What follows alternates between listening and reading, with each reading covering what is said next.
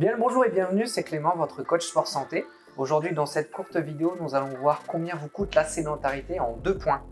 Avant de continuer, je vous invite à cliquer sur le bouton s'abonner en dessous de la vidéo et à télécharger gratuitement mon test pour faire le point sur votre niveau d'activité physique et aussi sur votre niveau de sédentarité, grâce au lien qui est en dessous de la vidéo. Alors déjà, pour commencer, c'est quoi la sédentarité? Qu'on soit bien d'accord. La sédentarité se définit par tout comportement caractérisé par une dépense énergétique inférieure à 1,6 METS, c'est-à-dire proche de l'état de repos. Alors le comportement sédentaire correspond à un ensemble de comportements au cours desquels la position assise ou couchée elle est dominante. La dépense d'énergie par l'organisme associée à ces comportements est très faible, voire nulle.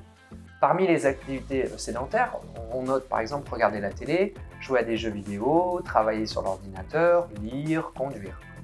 C'est vraiment à considérer de manière indépendante de l'activité physique, puisque dans une journée, par exemple, on peut tout à fait à la fois être actif physiquement et aussi cumuler des comportements sédentaires dans la même journée. Bon, maintenant qu'on est bien au clair sur la définition de la sédentarité, on va voir qu'est-ce que ça vous coûte. Alors le premier coût, c'est au niveau de la santé. La réduction de l'activité physique et l'augmentation de la sédentarité sont des problèmes majeurs de santé publique, en particulier dans les pays développés, comme les nôtres. Alors la moitié environ de la population mondiale n'est pas suffisamment active. Je ne sais pas si vous vous en rendez compte, c'est un truc de fou. C'est la cause de 1,9 million de décès dans le monde entier chaque année.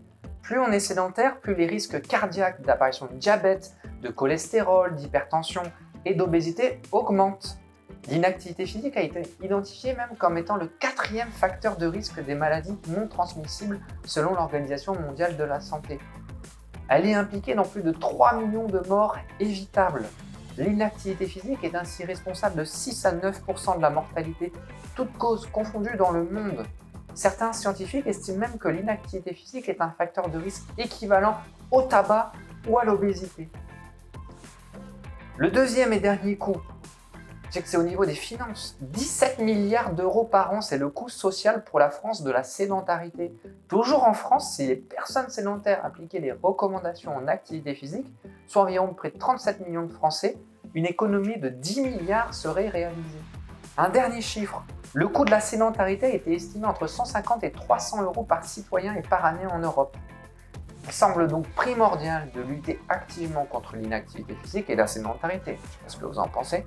Limiter les comportements sédentaires et maintenir un niveau d'activité physique suffisant permettrait de prévenir l'apparition des maladies, certaines maladies en tout cas, et d'en limiter leur impact sur la qualité de nos vies.